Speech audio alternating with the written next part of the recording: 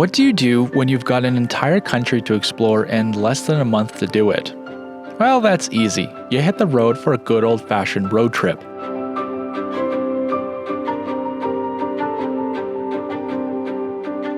With just 4 weeks left before we cross into Mexico and leave the Western world behind for a year and a half on our journey to Argentina, we're seizing this last chance to soak up the beauty of the Western United States. From its jaw-dropping landscapes to reconnecting with friends along the way, this is our last great USA road trip. Pack your bags, buckle up, and let's roam the United States.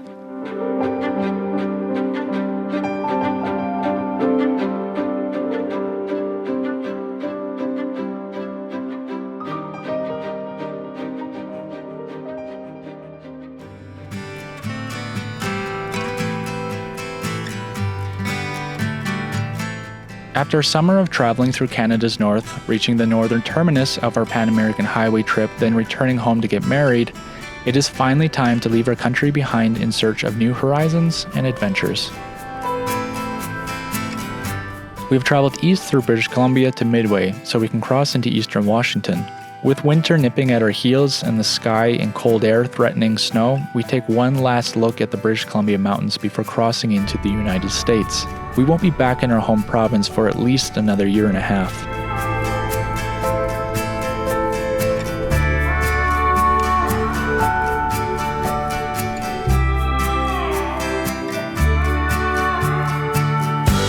Over the past 2 years, we've spent our winters traveling through the southwestern United States, slowly meandering through its mountains and deserts.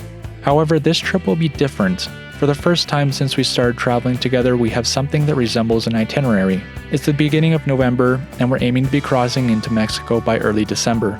Along our route south is a collection of friends that we'd like to bid farewell to before leaving, and a very important item for Meg that has been recently completed that we need to pick up. This is going to be a road trip to remember, with a route that passes through some of the United States' most iconic stretches of road.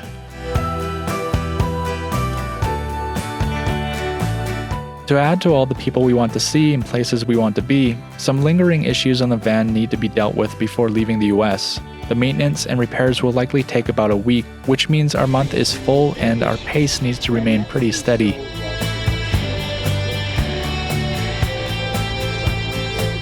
Despite needing to move quickly across the vast expanse of the western United States, we've chosen a route that allows us to move a little slower and see a little bit more.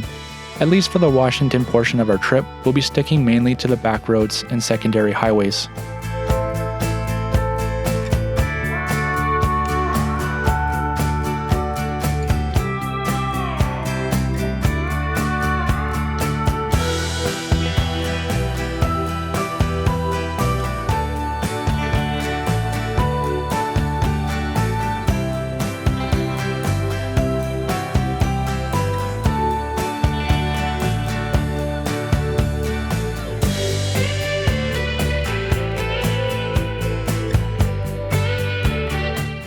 Meg has found us a spot just off an interstate to tuck away for a day. After a month bursting with activity, preparations, and the busyness of getting married, we're both still quite exhausted, and frankly, we could really use a day of rest. As we were intending to stay a full day, it meant it was a perfect opportunity to fire up the wood stove to keep us warm inside the van while we worked.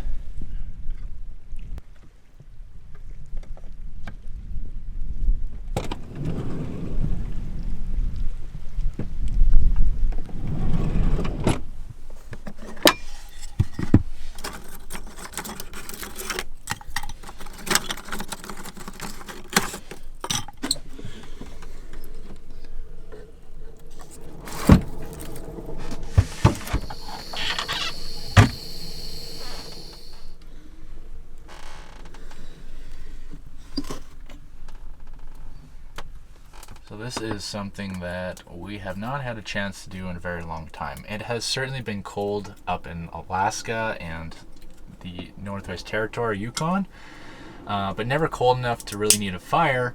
And now that we're just kind of sitting here for a day, it's really nice to dry out the interior of the cab, seeing as it's raining outside, and Who doesn't like the ambiance that a fire brings?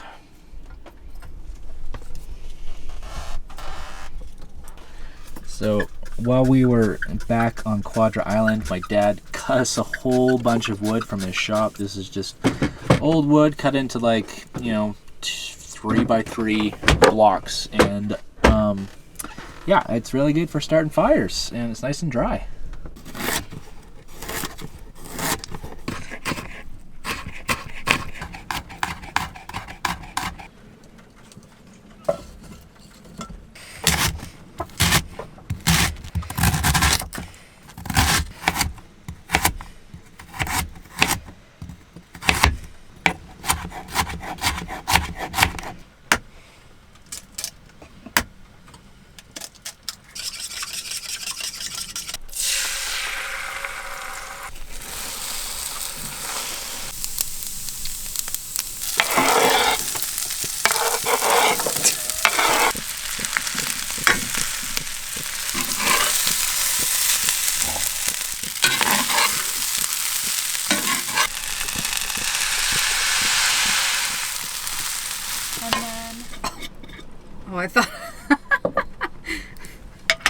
I thought I was so strong opening my chili oil by myself. Yeah? But now I realize that you did it. Yeah. There you go. Well, what do we have here?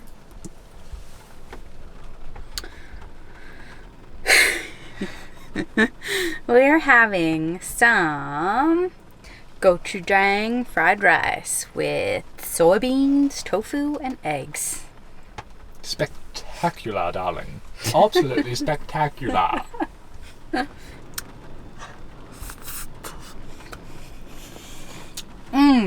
One leg took it to Flavor Town. Yeah. Flavor Town. Yeah. Smells delicious. Looks delicious. Salivating. Hot. Hot. Hot. Hot. Burn my mouth. Out. Still hot. Delicious. With a new day quickly approaching, we bed down and prepare ourselves for another long day of driving. Our route today will take us almost straight south through eastern Washington. As we motor along, farmers' fields placidly roll by, showing wheat and canola crops lie quietly like quilted patchwork over the land. The only thing to accent the rolling hills are the occasional wind farm in the distance.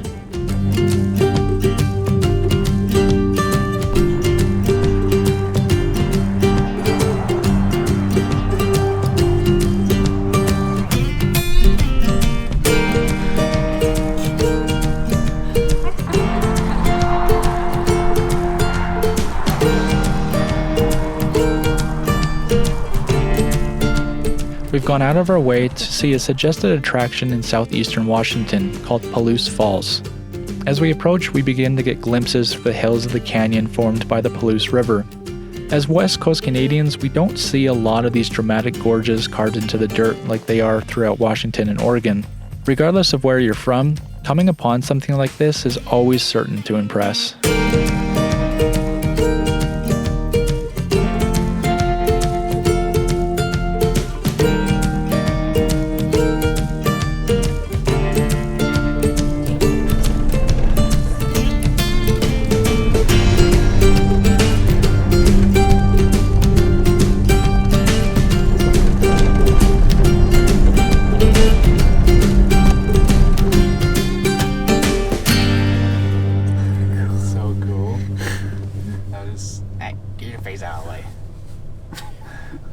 Whoa. Neato.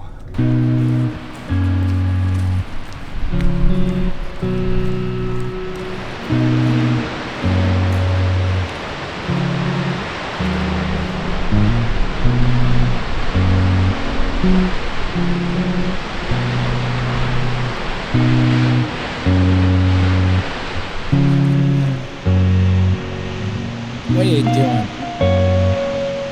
The United States is a vast nation with impressive ecological and geographical variation. It's why we love to explore it so much. It's of continuous enjoyment and amusement to us to discover hidden nooks and crannies, such as places like Palouse Falls. The idea that this kind of hidden gem exists all over the US helps to impress upon us the magnitude of the places we travel through. Looking forward to the Pan-American trip ahead of us and what places we'll uncover on the way gets us immensely excited and absolutely bursting with anticipation.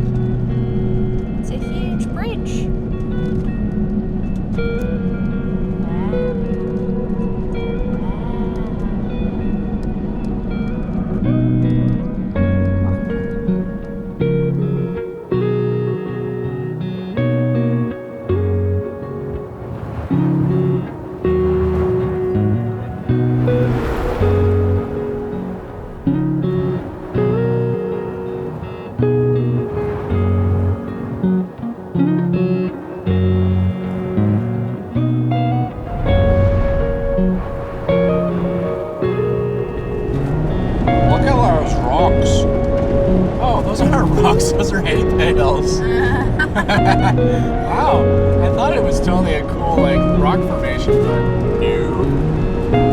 Hay bales. After a short visit to Palouse Falls, we pressed onwards towards Oregon. As the miles disappear behind us and the landscape changes from river canyon to rolling plains, and then eventually back to mountains where winter has already settled and snow carpets the ground. But the snow only means one thing. We're passing through the last mountain range before reaching our destination for the weekend.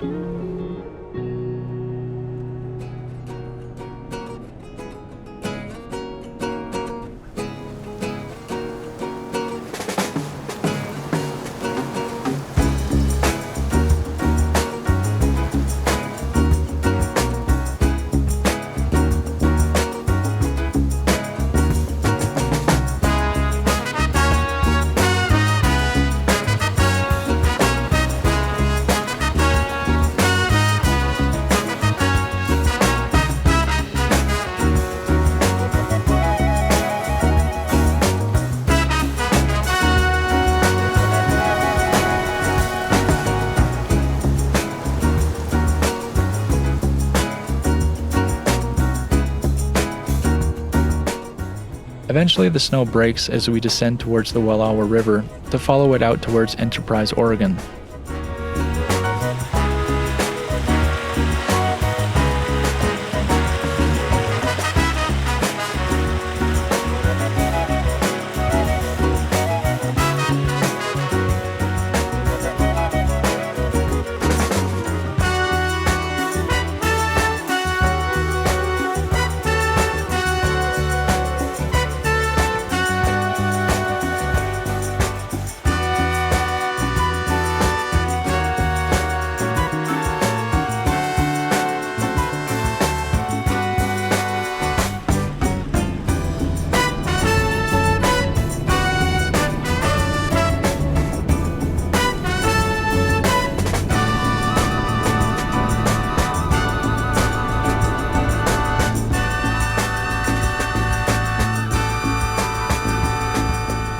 As I mentioned, we're going to see our friends Greg and Lori. We met these two delightful humans on a beach in Baja, struck up a conversation, and as meetings on the road often go, they became fast friends and we bid them farewell with the promise of coming to visit them at their home in Oregon. Relationships made on the road are an interesting thing. They often come packaged with an intensity to them. You learn so much about someone in a short amount of time, and then shortly after, they're gone on their own way. But because you met them on the shared premise of travel, the relationship often endures. Months or maybe years will pass before you see these people again, but when you do, it's like you never parted ways. We have these people who we endearingly refer to as our road family, dotted all over the western United States, from southern Arizona all the way up to Alaska. It's one of the small delights of living the life that we do. We'll be staying with Greg and Lori over the weekend, giving us a chance to thoroughly catch up with them over a few meals, catch a hike, and learn about where they live, and enjoy a couple hot showers before leaving.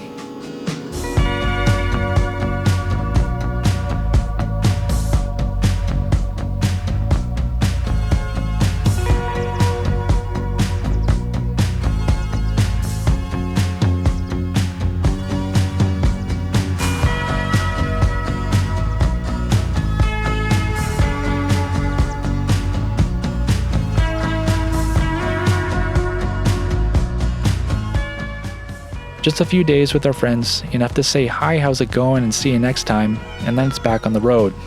After all, it is a road trip.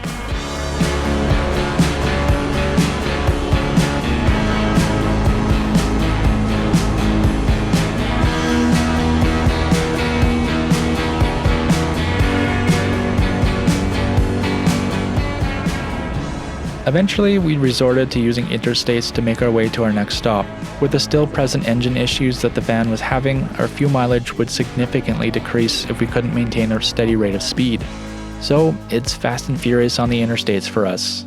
Or perhaps slightly faster than slow for us slow roamers.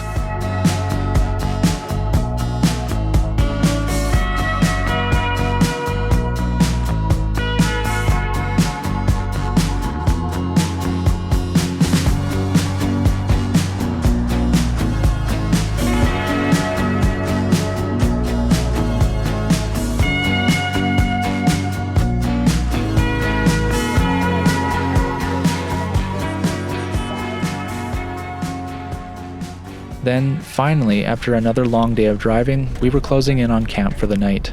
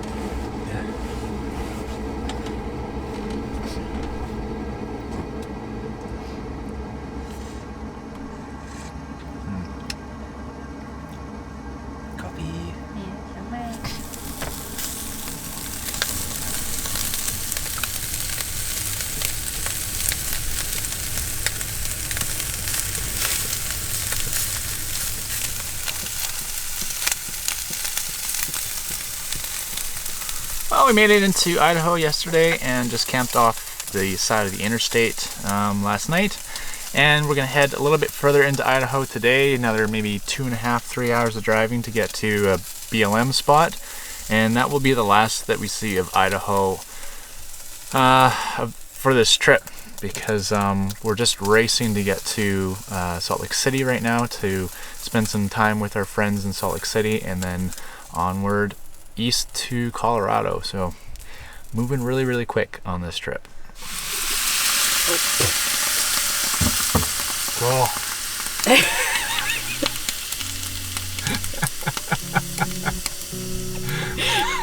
Oh my gosh. Just turn on the fan and see how much it's, or turn it on full, see how much it sucks out. See here. Oh, just oh, gorgeous!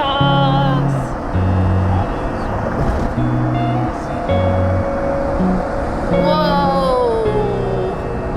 I want to go golfing.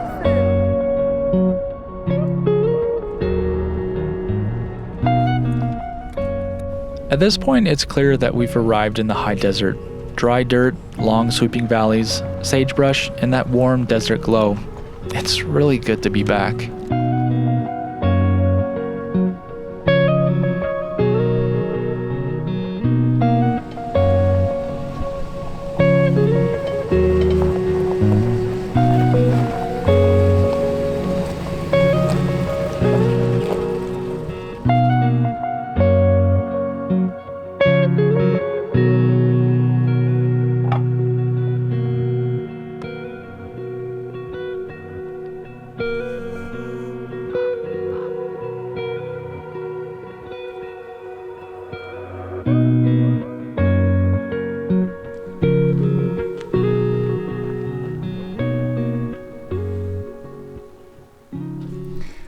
Well, wow, look at that white forehead. My goodness. So we've been driving all day and we are here in Idaho. near Rock City National Preserve or Reserve, I think, something like that. And Meg is not feeling so hot today, so we're just eating some good old macaroni and cheese with ground beef and a salad. So there's good days and there's bad days, folks, and today is, well, neither a good day nor a bad day, but it's just a day. The morning brought welcome warmth after a frigid night. We've opted to stay the day and tackle some work and enjoy the desert because our days here in the deserts of the US are numbered. We might as well enjoy them.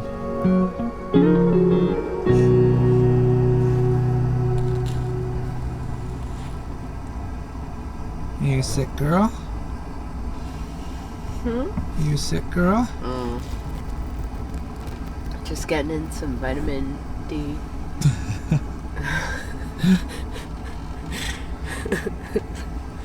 It's good for your circadian rhythms. Your what? Circadian rhythms. Okay. Speaking of limited days, it is cold now, but where we are going is going to be hotter than we've ever experienced in our lives, and our little wood stove will likely be put into temporary retirement for quite some time. So we're taking this chance to once again enjoy fire.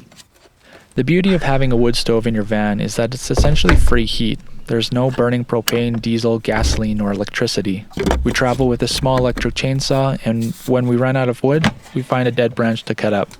That much will fill up our storage and get us maybe 3 or 4 days of heat.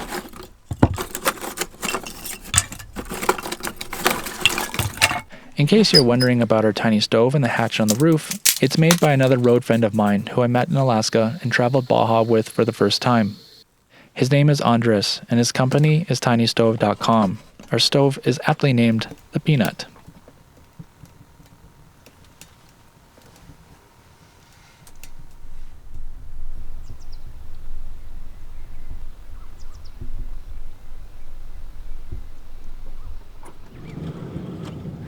On another note, this short film is brought to you in part by Bluetti. After some self-inflicted power issues this summer, we decided to partner with Bluetti for their AC200L portable power bank and SP200 folding solar panels. This unit will not only give us peace of mind as we travel south, it also unlocks some new things, like working outside. The battery can be charged using these nifty folding solar panels from the van's starting battery, or we can charge using our onboard inverter while we drive. We can easily charge our computers using either the USB-C ports or the 2400 watt inverter.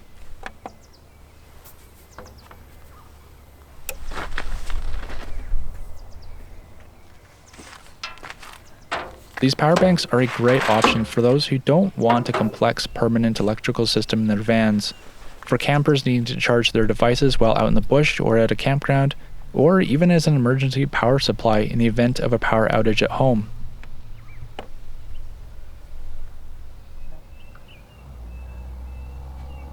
The unit as a whole is stylish and pretty well built. It fits easily into our storage space and will be of great use to us further down the road.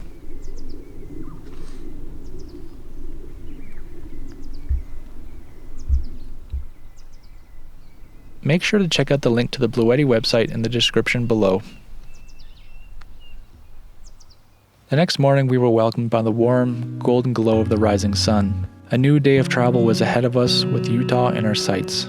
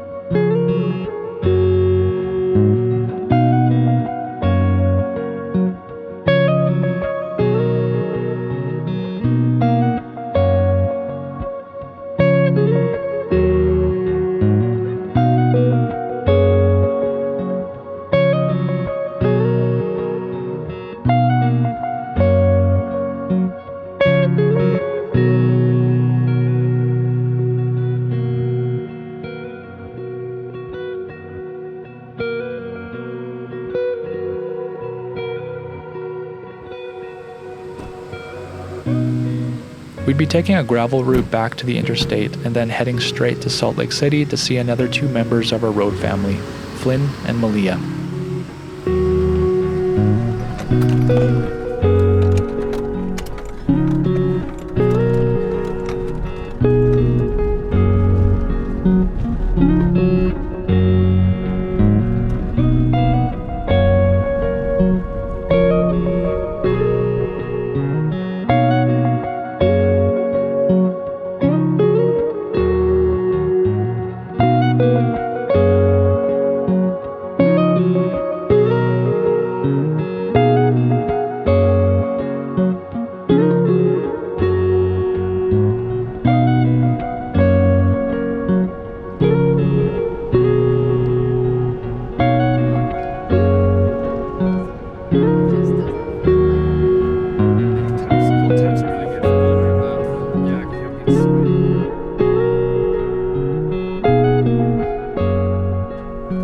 I met Flynn and Malia in Joshua Tree during a trip down south in 2017. I was feeling lonely and curious, so I set out on my bike from one of the campgrounds to find some fellow travelers to talk to. I found these two, parked up in the Hidden Valley campground, hanging out in their low-top T1N Sprinter. A conversation ensued, and the next day I was photographing them climbing, photos of which are now in a photo album in their house. I've met up with them on a few other occasions since then, and whenever we meet up, it's like no time has passed. Last year I had the pleasure of introducing Meg to them, and now we have couple friends for life. All this, yet again, attributed to those relationships that you make while you're on the road. We spent a couple days with Flynn and Malia doing some small hikes around the Salt Lake City area before parting ways. Next time, hopefully we'll be able to introduce them to our home up north.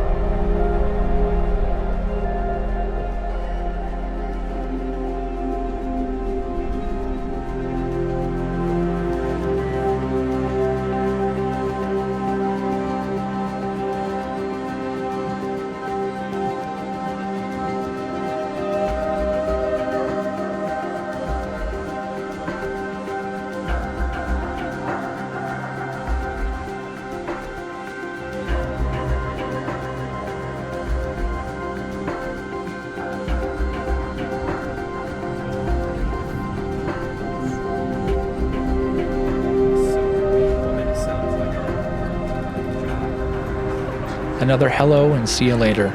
More friends will wait years to see again, but I'm sure that won't matter.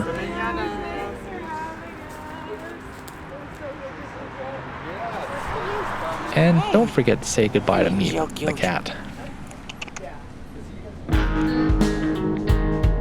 With our visit in Salt Lake City over, it's time to start heading east again towards Colorado. But we've got to find some epic vistas first, because after all, we're in the land of epic vistas.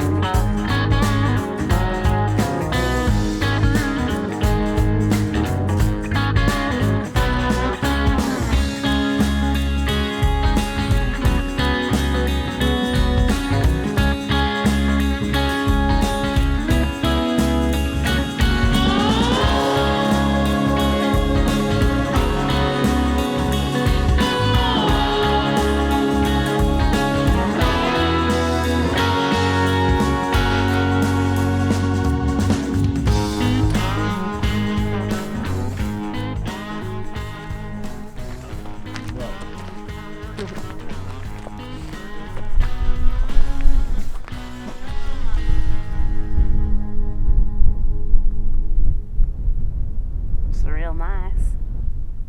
It's real nice out here. Yeah, it's real nice. Yeah, real nice. Uh-huh. Almost warm enough to be in a tank top.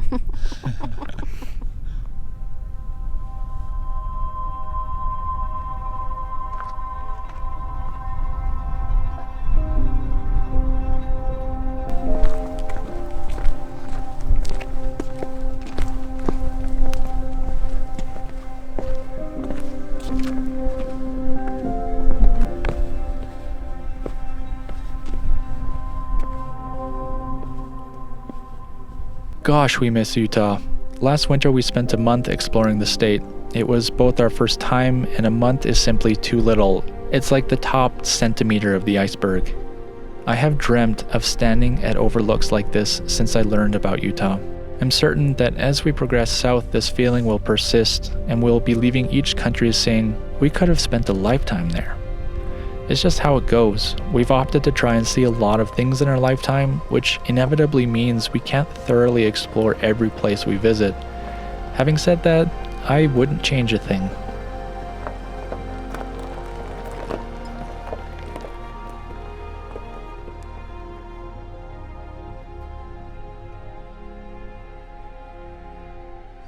Chips, what do you think? You want to sit here and have some beer and chips, eh?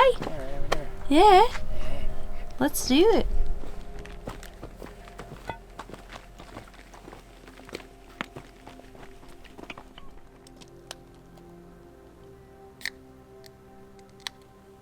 Cheers.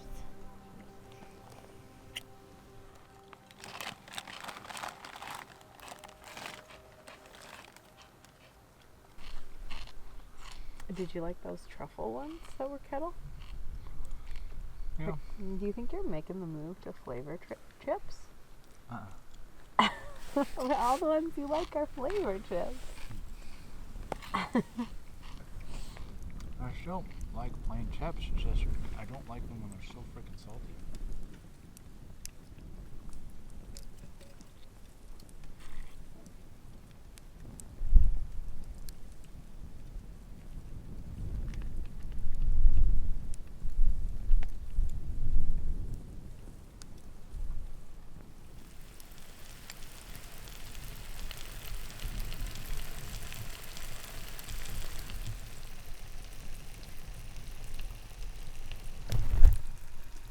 What are we having for dinner tonight, love? Dumplings and Brussels sprouts. Cheater dumplings. They were from the frozen section. So Meg and Malia raided Trader Joe's this morning. That's why we get dumplings. And tonight's meal is going to be paired with a backcountry Widowmaker hazy IPA from Squamish, British Columbia. It's the last of our British Columbia beer, I think. No, we still have more. We still have more.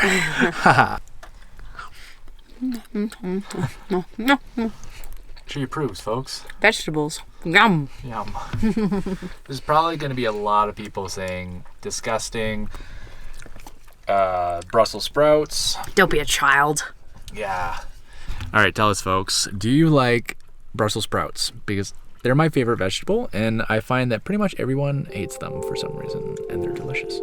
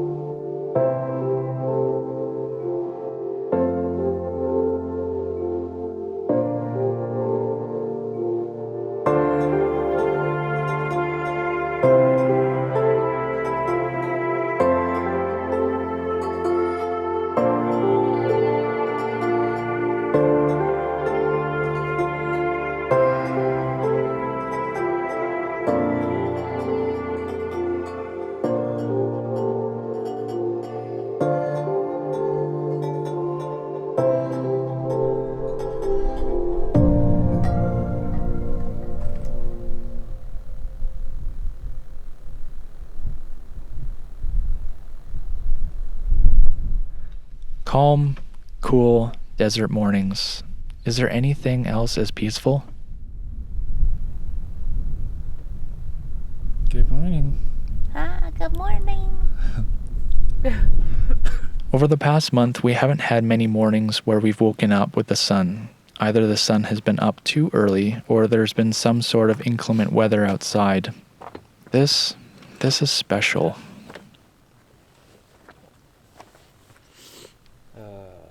Sunshine.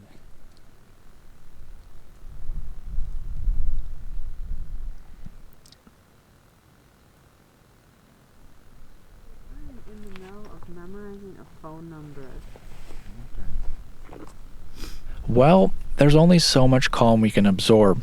It's time to go pretend we're in an old western, except without the cowboy hats, pistols, and horses.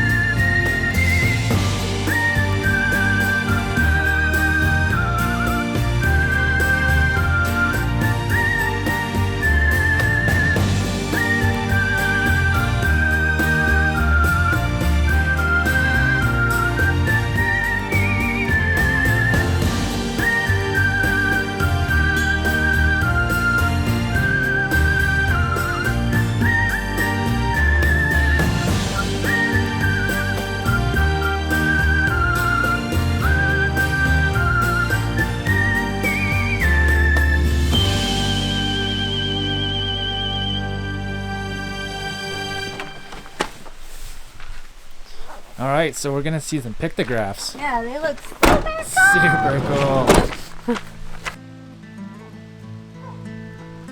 The Buckhorn Wash Pictographs, tucked away in Utah's San Rafael Swell, are ancient rock paintings created by indigenous groups like the ancestral Pueblans around 1,000 to 1,300 years ago.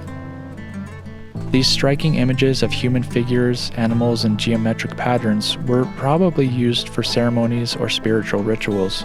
The site offers a glimpse into the beliefs and lives of the people who once lived here, and today it's an important cultural treasure, but it's fragile, so efforts to protect it from weather and vandalism are ongoing.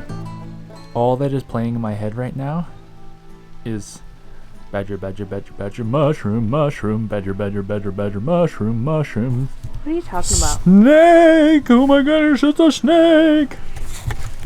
This is a 90s child thing you wouldn't understand. I'm a 90s child. I I know, don't know but- what you're talking about. What's this one? That is a big wall. My goodness.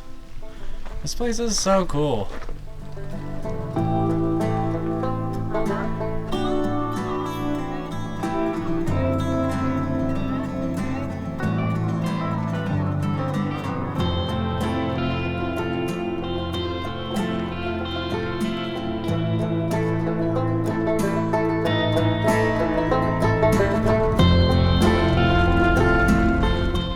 The remaining drive out of the wash to I-70 was a breathtaking experience of rock walls, spires, and desert flora.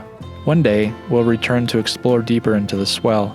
I think it's our responsibility as wanderers to explore a place like this more thoroughly.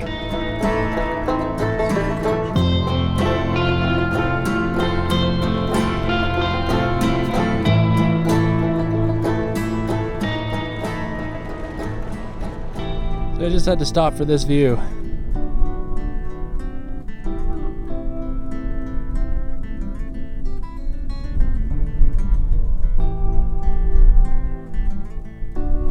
Whew. Dang, that's beautiful.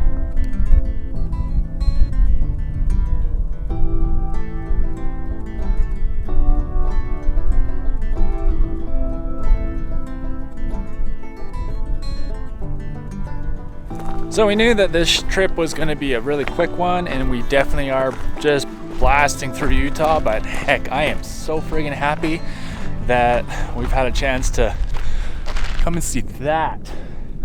That is incredible. And then back onto the interstate for another long haul. Let's go to Colorado.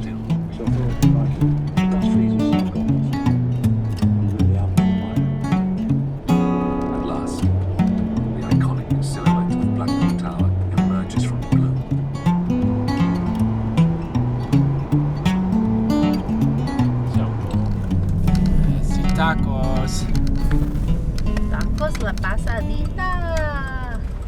Taco time. Taco time. Taco time. How happy are you to have Mexican food in front of you right now? Much happy? Yeah, it looks awesome. Oops. My bib came off. Alright, I want to see you dig into this. Alright. Look at that. Look at those beauties.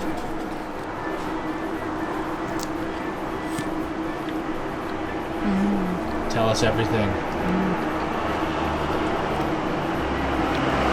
Delicious. Pork. Sorry.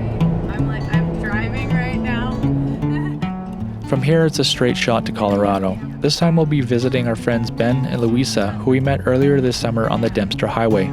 When we arrived at Fort McPherson to find out there was no fuel, and with remaining 185 kilometers to go on a quarter tank of gas, our friends agreed to drive behind us in the event that we ran out of fuel so we could get a ride into town.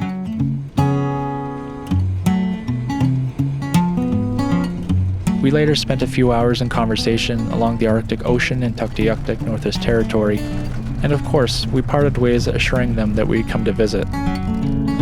From the Colorado River, we began to climb to a whopping 8,000 feet to where Ben and Louisa's home is perched atop a mountain. I don't know about you, but for two Coloradans to be living on a mountaintop at 8,000 feet seems pretty fitting.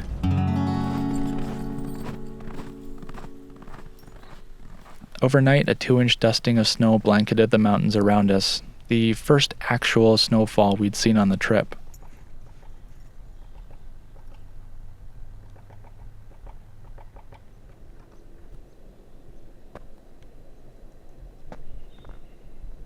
So it is quite cold up here at almost 7,500 feet, and the snow is crunchy, and I absolutely hate the feeling of cotton balls, and the snow feels like cotton balls, and I am in hell right now because it's crunchy snow. Save me, please. I can't move. I love it.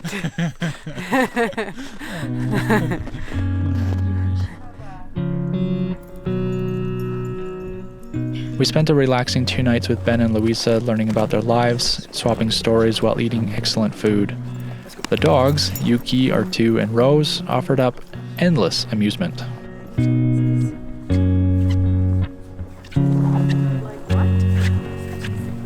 Okay, so that mountain right there, you said it was 10,000? 10,005 to 11. 10,005.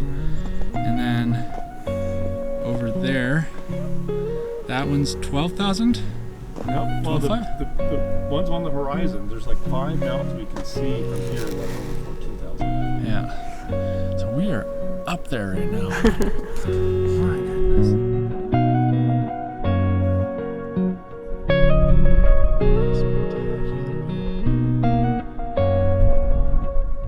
Colorado is another state that has been on our list of places we'd like to explore, and after talking at length with Ben and Louisa about all the backroad routes and public land throughout the state, I think you can expect to see us spend a summer of exploration out here.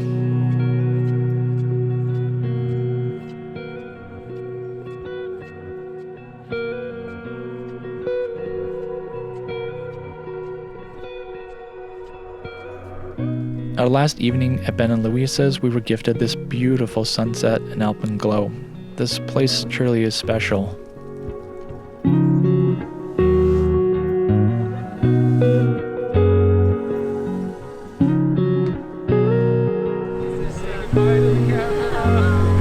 The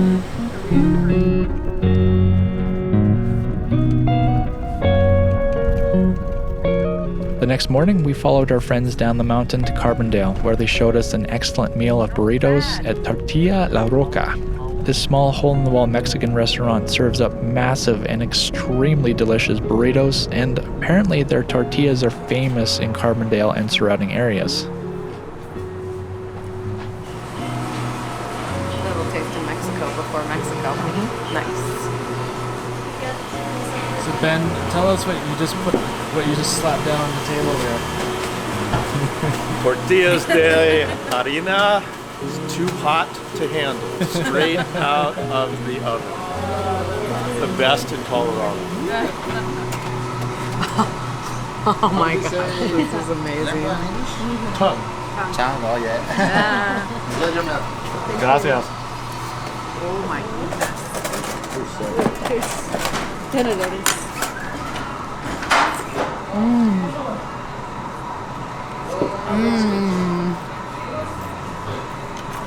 Wow. That's amazing.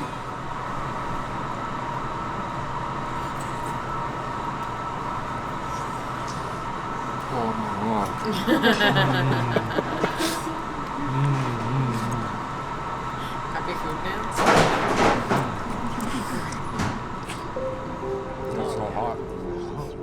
Burritos consumed and goodbyes spoken, we continued our southbound direction towards the McClure Pass. This was the point at which the mountains really started to spring up from the ground, sporting their rocky alpine layers and snow-covered peaks. Progress was steady until we decided to turn off the highway in search of a camp spot.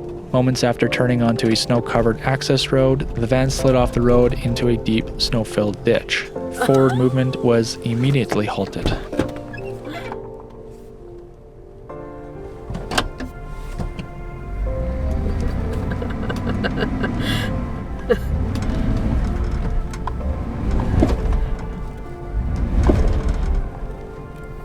Quarter of a mile up the road and we're stuck.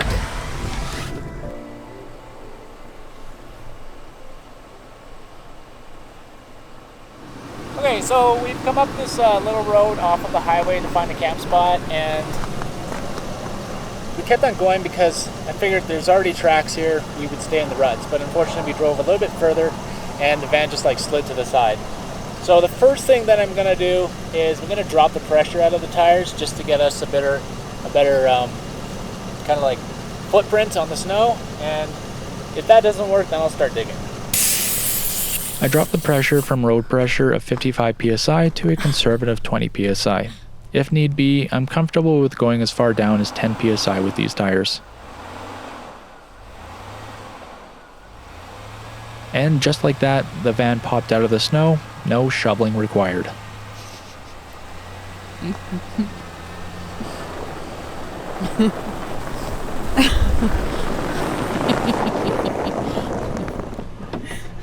What the heck? It's like 2 feet of snow. So let a little bit of air out of your tires and you can get out of some situations. Yes, yes. With our newly acquired traction, after airing down the tires, we opted to continue up the road to get a look at a potential camp spot for the night.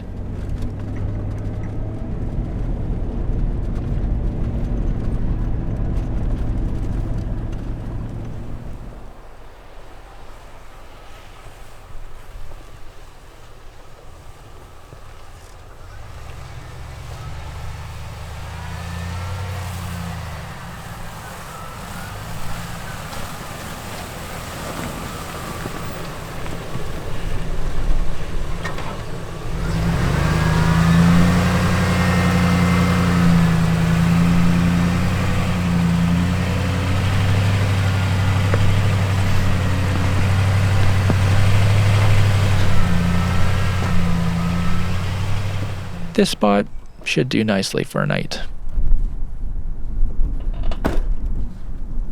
Betty's toes are cold. She likes it. She's going to be hot for the next year and a half. The day has come. Plant babies finally bit the dust. Been too cold up here in the mountains. We knew it would happen in Colorado. Poor soul. That's alright. Just means we get to go plant shopping in Arizona. Right, babe? Right. We didn't realize it until the next morning, but we were camped at about 8,800 feet. That's 2,682 meters. The highest elevation either of us had ever been camped in the van. I reckon by the time we're done the Pan American Highway, however, we'll have smashed that record out of the park.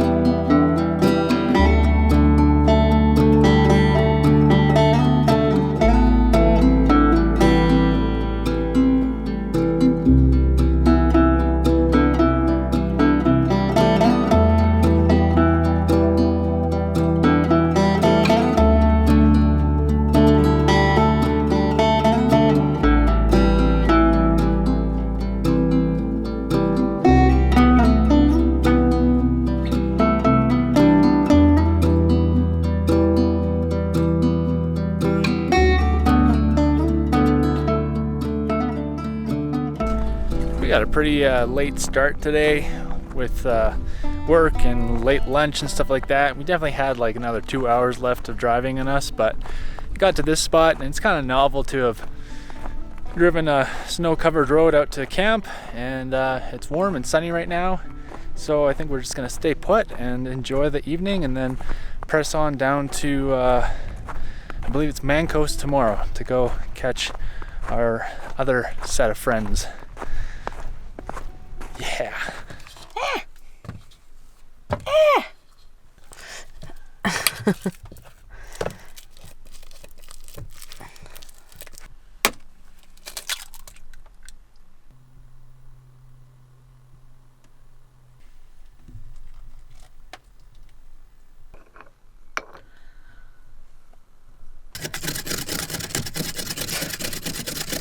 Did someone go a little bit too hard on the mixing? I just tapped it so lightly. This is a brand new cute pottery spoon that I thrifted.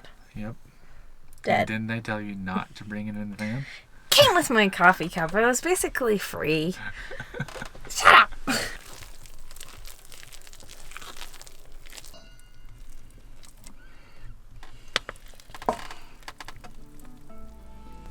That got a little messy. Oh boy.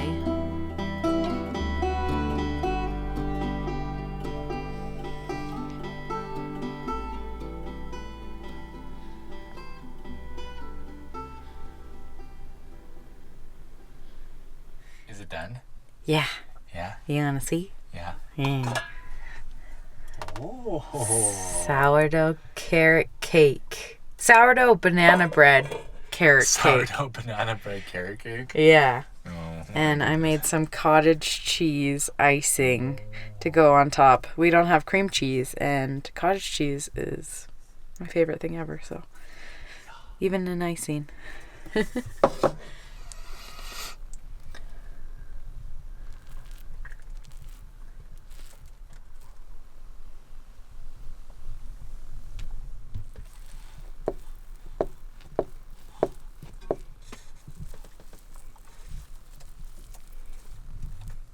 Taste test.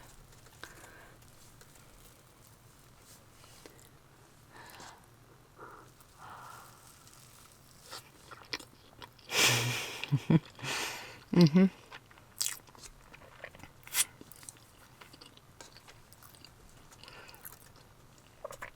Yummy! Is it time to eat the carrot cake? Oh my gosh, that icing is heavenly.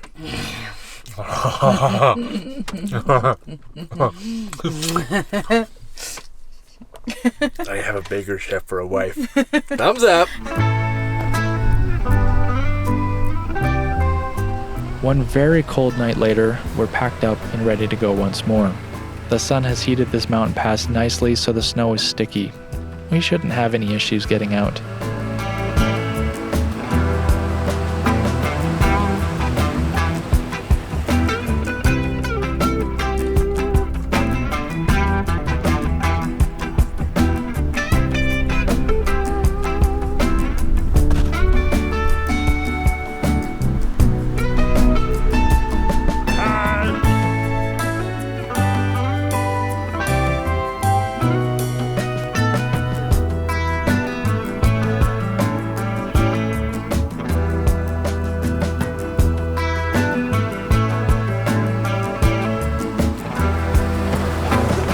Today, we're making our way to Montrose, Colorado to go see the Black Canyon of the Gunnison National Park.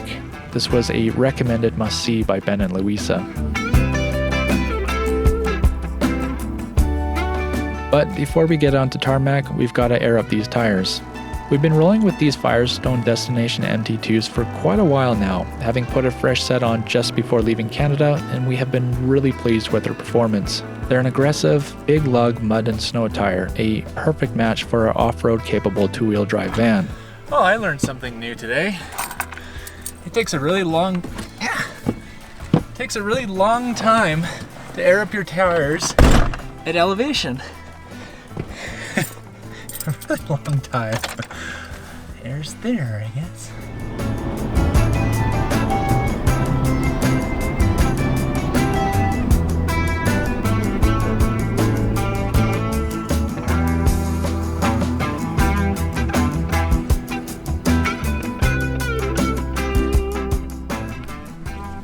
Well, what do you think?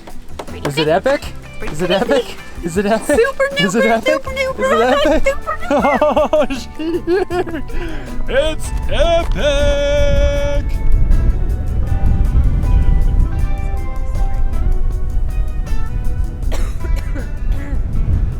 But me and you would not go down there.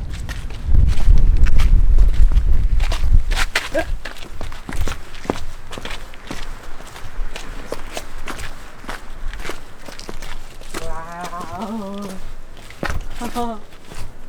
Holy smokes.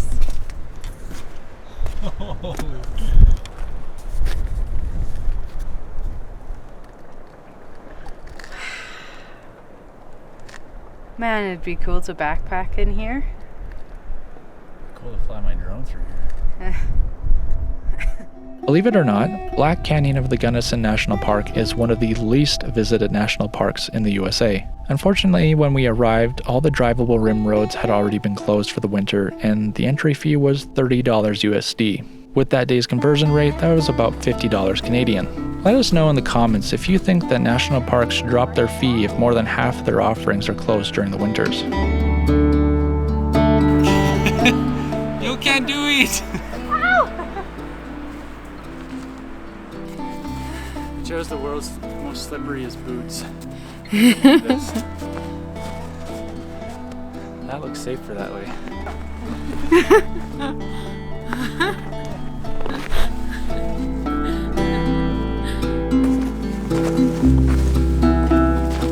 Nevertheless, we set out on a 5-kilometer loop hike that gave us some slightly better vantage points to look out over.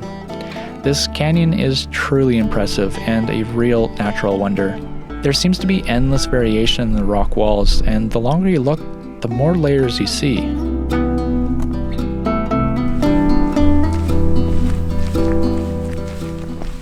They call me Alex Longlegs.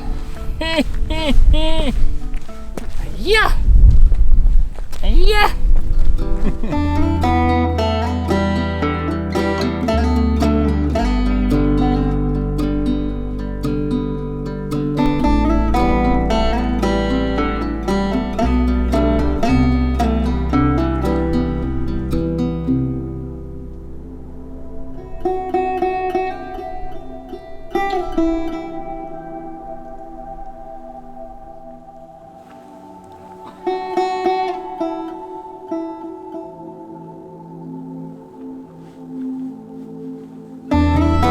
I'm posing, babe.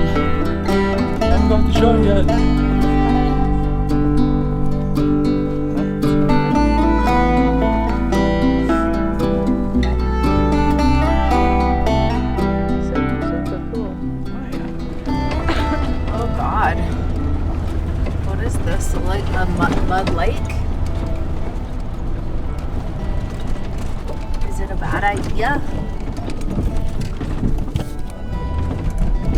If we get stuck, I'm gonna be mad, babe. Brother. Oh my god, it's deep!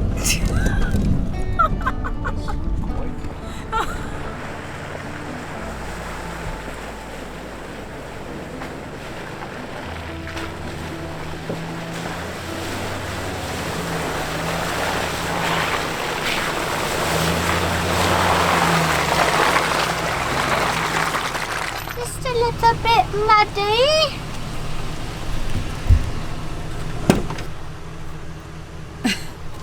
After a little further investigation of the nearby BLM area, we found a spot overlooking the San Juan Mountains in the distance.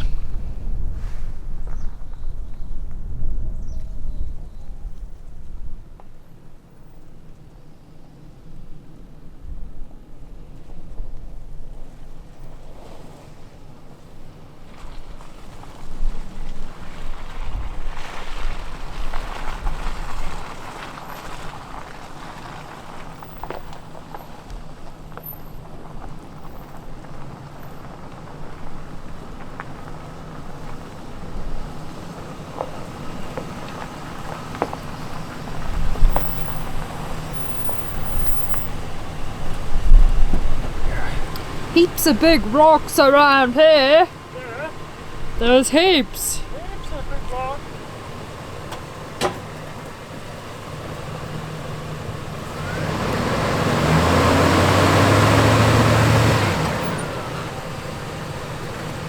Oh, first try. Too bad there's not a vehicle leveling contest you could enter. I know, right? Why don't they have those? Yes. Oh, I'm good. Yeah. I don't think there's few other things that gives a man so much pleasure. There's sex, food, and leveling your vehicle properly.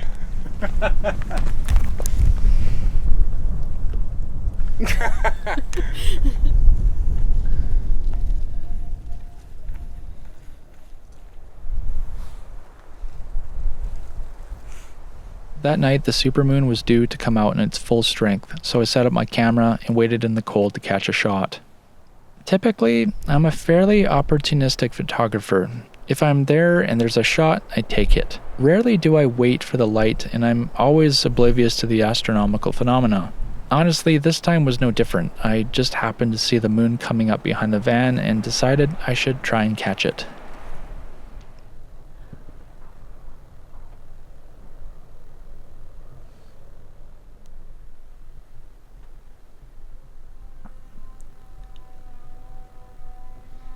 Well, today is Saturday, and that means it's date day for us. We're gonna head over there. Those are the San Juan Mountains, and we're gonna go to Ouray. I think I said that right. I probably butchered it. And we're gonna enjoy a little date, and then camp somewhere in the San Juans tonight, and then move further south. It's gonna be a good day. Sunshine, relative warmth, open road. Yeah, it's gonna be a good day.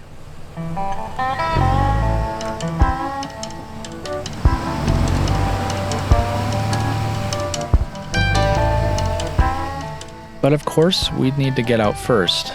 The large puddle and muddy sections we went through the day previous acted as an effective gatekeeper, which meant we had the whole place to ourselves. We made it through fine once, but the second time offers no guarantee.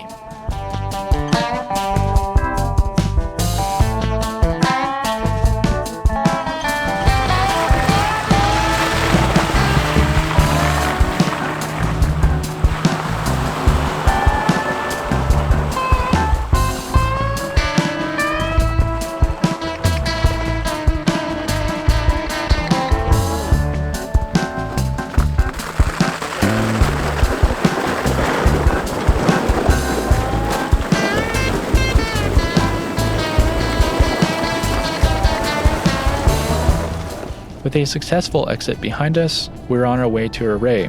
Not long after, the San Juans were visible in our windshield, and what the heck? No one told us there was Swiss Alps in Colorado. Look, I've lived between British Columbia and Alberta for 10 years. I've driven across the Canadian Rockies more times than I can remember. That's a pretty impressive set of mountains, and as a Canadian, I'm proud of them. But this is dang impressive.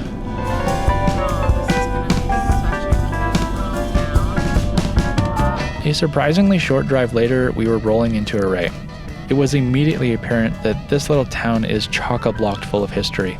Familiar images began to come into view, pictures I'd seen on the internet. Here was the muster point for the groups of off-road enthusiasts doing the various high-elevation passes like the Imogene Pass, Engineer Pass, and the Alpine Loop. Routes I have been salivating over for years. And suddenly, I very much miss having a four-wheel drive truck. I guess we'll just have to come back one day. Our date day proceeded wonderfully. We enjoyed some delicious Ouray brewed beer, ate some hearty sandwiches and donuts, then browsed through the various stores that were still open. Cheers.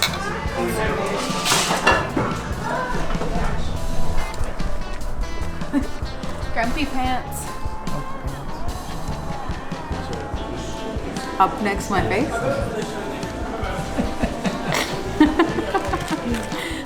But then the weather began to move in and it was time to leave the quaint little town of Ouray. We were aiming to make it to Durango via the $1 Million Highway. Oh, $1 Million Highway. Bye, Ouray. Cute. Yeah, that was a cute town. For sure. Look at the tunnel through the mountain. Very nice. Going through the mountain. In the tunnel. Come out the other side. It's like birth canal. There are new barns. Big barn. Mountain people. Very nice.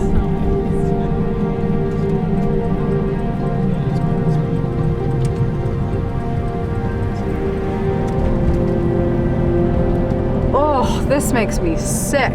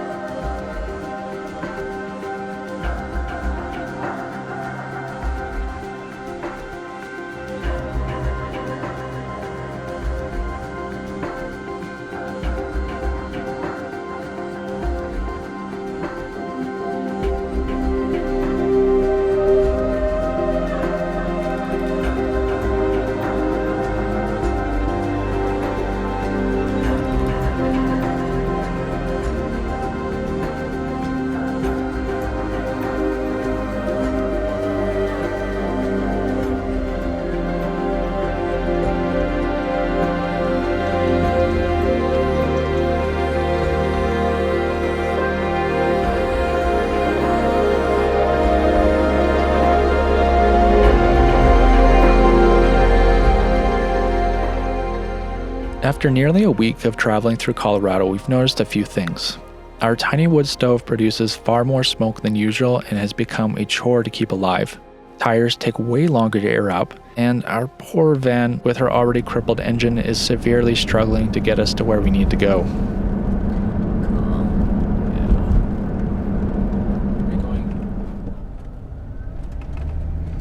That's cool. Just work out my job.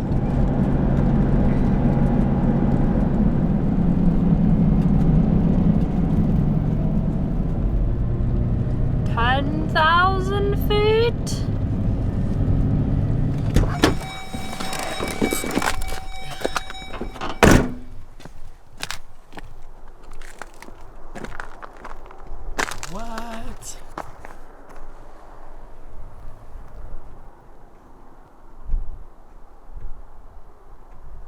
The $1 Million Highway thus far has been an absolute delight.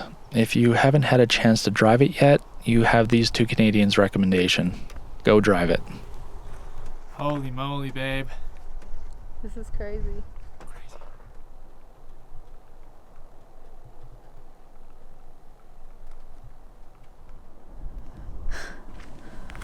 This is incredible. Yeah. Yeah. Yeah. Totally.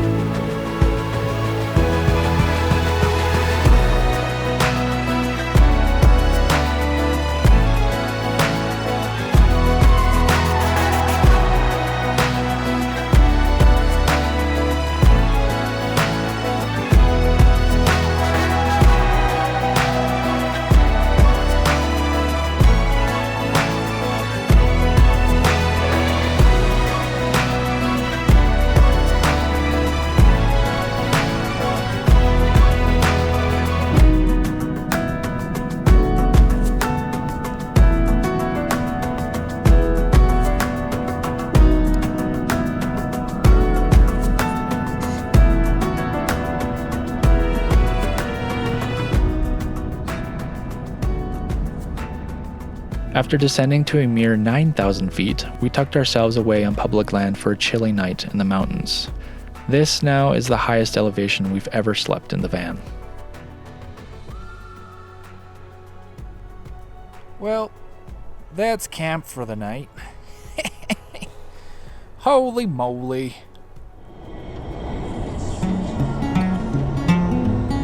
Today we're visiting our friends Nick and Jamie and picking up Meg's wedding ring. Where are we? I think we're going to be picking up something really special today. Yeah, something super special. Hello. Welcome. Whoa. Ooh, cute. It smells kind of fumey right now, which... Alright, this is my buddy Nick. He's from British Columbia, or once upon a time, and he is a fine woodworker. Look at this beautiful stuff. Whoa. Yeah. What is it? Yeah, well. How are you guys doing? Last winter, we randomly stumbled upon Nick and Jamie camping in Utah. Nick is an old friend from BC who now lives in Colorado. That day, while hunting for a camp spot, I received a message from Nick informing me that we had just passed them. We double-backed and went and stayed with them for a couple of nights, giving us a chance to get to know Jamie and learn that she's a silversmith, and now Meg has the honor of wearing some of her jewelry. Nick and Jamie work in the same shop together, Nick doing his fine woodworking and Jamie her silversmithing. It changes with what I'm into. So she's having home birth, and she says turquoise is her protector. Like, I like doing these things that have meaning to them, you know, like this was super fun. Yeah. And people are like, you are perfect, that you're like, you didn't have much, you're pretty open.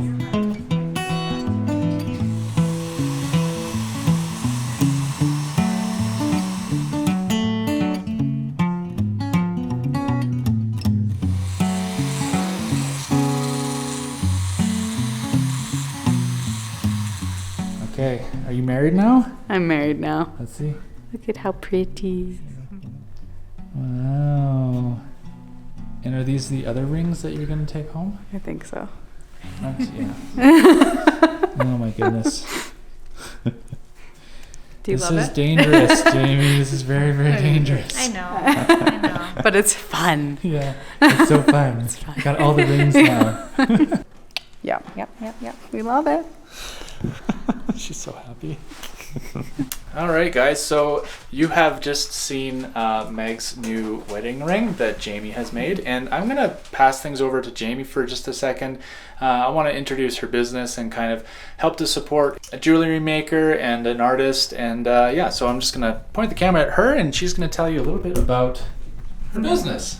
Hello, I'm Jamie. I'm a silversmith in Dolores, Colorado. We're in my studio. So I work solely with silver. I try to make my work, I'm kind of inspired by an organic, more natural feel. And I do custom work. I love working with people on special events. Different events or different memories that are going to be important for them in their lives. It's my favorite kind of work to do, something that has meaning behind it. Most of my work is one-of-a-kind pieces. I'm taking stones and working around them and looking at the beauty in them and how I can enhance it to bring out their best qualities. I use a lot of agates, a little bit of turquoise. I'm really big on emeralds right now, which is what Megan's ring is. We got a really special Russian emerald for her. It started a long time ago. I was really inspired by natures and colors, textures. I'm really inspired by stone right now and the textures of stone, and kind of attempting to make silver have a natural and organic feel about it, and yeah, bringing that into my jewelry.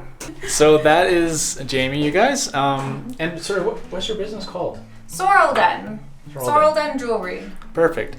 So guys, if you come to Jamie and you mention Slow Roamer, she'll give you 10% off your order, and hopefully that should help you guys out and help her get a little bit of business. And yeah, check out her beautiful work on our website. We'll link it in the description below and right on the bottom of your screen here.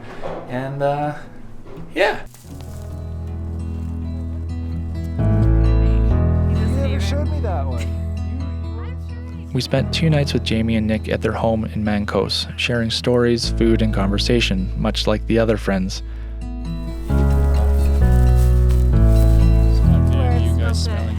Once again, we have benefited from a chance encounter on the road and gained friends who we can stop in with when we pass through their estate. As the temperature began to drop significantly at night and became uncomfortably cold, it was clear that our time in Colorado was coming to a close, and we'd need to press on further south, back to the warm desert. All right, are you ready to leave Colorado? Ready to get out of freezing Colorado. Yeah, it's cold here. We need our water jugs to thaw out. Ahead of us lies a state border that we've never crossed. New Mexico is a place that has been on our list of places to visit for quite some time, and we were finally far enough east to, at the very least, see a small portion. Traveling south through this region, it's hard not to notice the many spires resting in the sweeping valleys to the left and right of the highway, as if placed there randomly. I couldn't help but imagine the forces that slowly, over time, carved away the softer rock and stone of a once-upon-a-time desert plateau to form the great towers that now stand alone in the dirt. This place exudes history, the tales from a great Navajo nation teasing the seams of its timeless reality.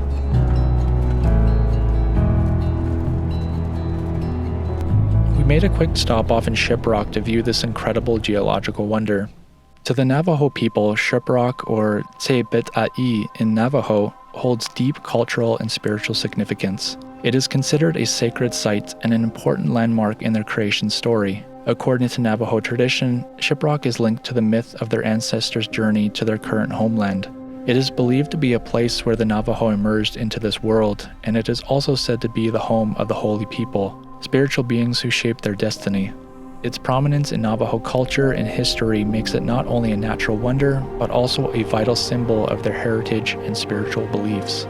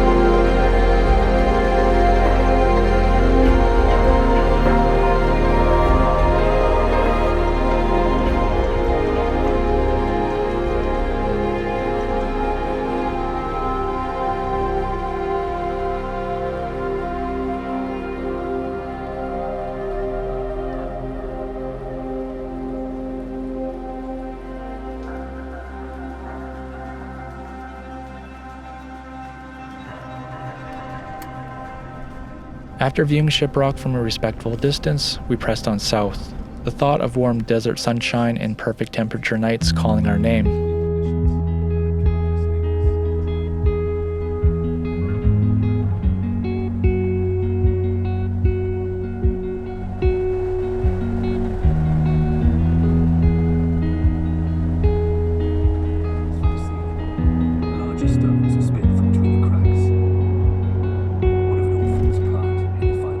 After a few hours, we were finally arriving in Arizona, just in time to observe another legendary Arizona sunset.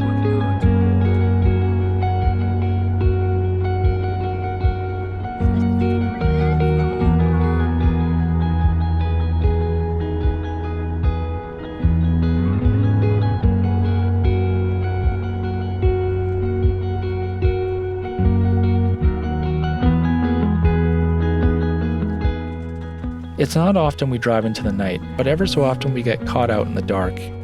It's always fun to see in the morning where we've rolled into.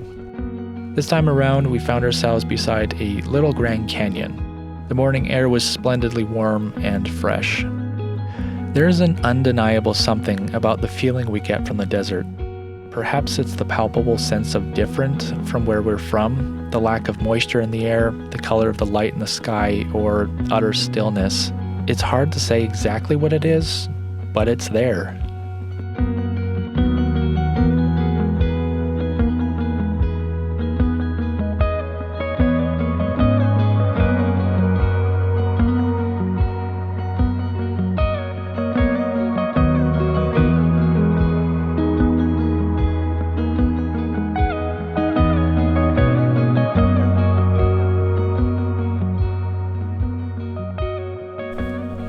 Well, honey, have we found the warmth finally? Not based on last night. How cold do you think it got last night? 0. 0 degrees? Yeah. For all our American friends, that is freezing. Yeah, it was pretty cold. But it's warm now. Yep. Yeah, it feels very, very good to be back in the desert where it's warm. We've kind of been in desert where it's cold. Now we're in warm desert, which is fantastic. We are so happy. And we're almost in Phoenix. We're almost there. We've got probably one full drive day left. So we're going to drive about 3 hours today and 3 hours tomorrow. And we've got a few more things to see. So stay tuned. Yeah.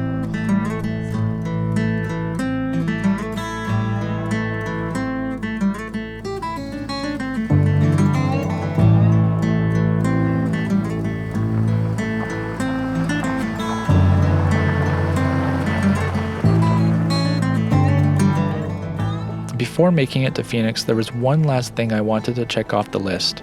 Throughout the United States, there are a few meteorite impact craters, but I've never seen any of them with my own eyes. Now, with one only a small detour off our path, I have an opportunity to get a bird's eye view of what happens when a piece of space rock hits the Earth doing 26,000 miles per hour.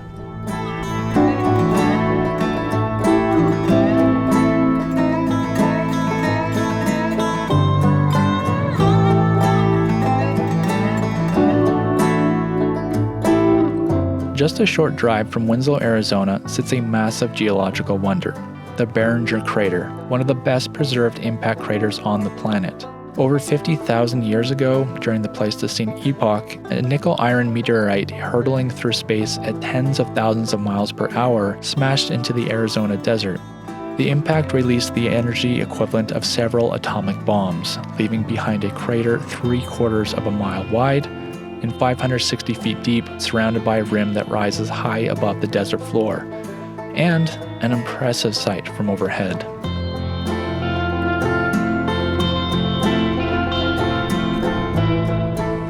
The remainder of our drive that day took us through the Coconino and Tonto National Forest. We finished our drive near Strawberry, atop a mountain amid the trees and cacti.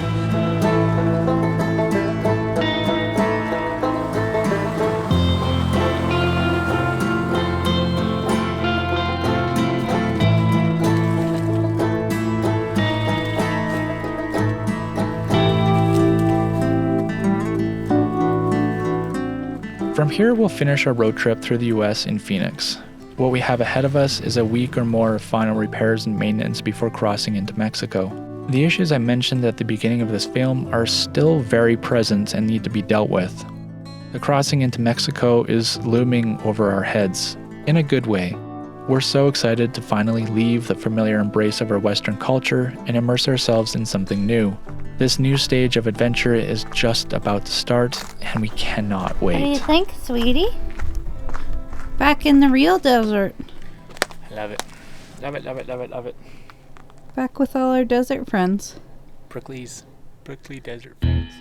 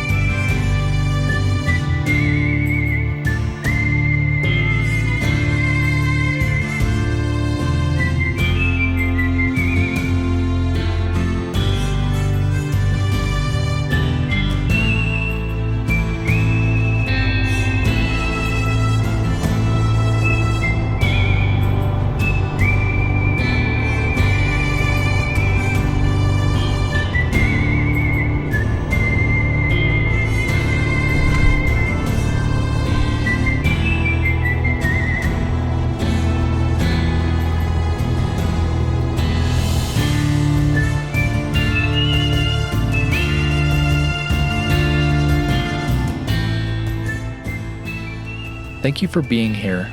We hope that our travels and stories inspire you to get out and create your own experiences and memories. Until the next one, keep on roaming. If you would like to support us by putting gas in our tank and food in our bellies, you can contribute on Patreon. As well, Slow Roamers merchandise is now available on our website, slowroamers.com.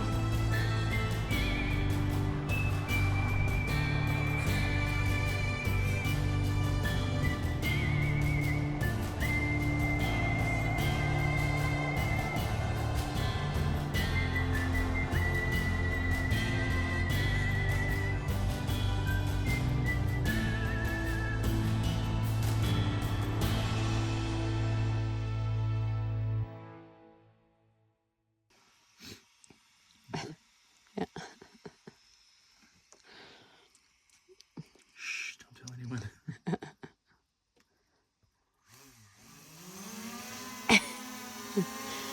Now I can fly the drone and eat dinner.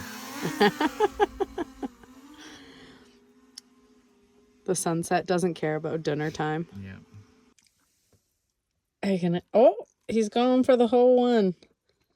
It's making artwork, sure, folks.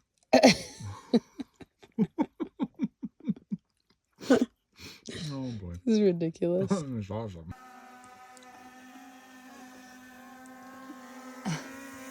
Can you come here, please? Is it obstacle avoiding? Yeah.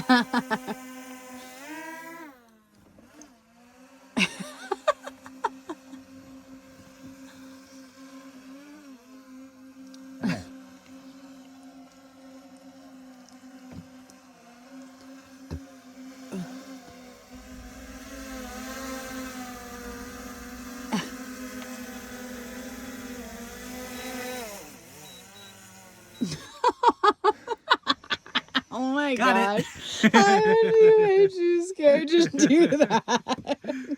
That's a little nerve-wracking. And dinner's almost done. Alex has been fed this whole time. While piloting the drone.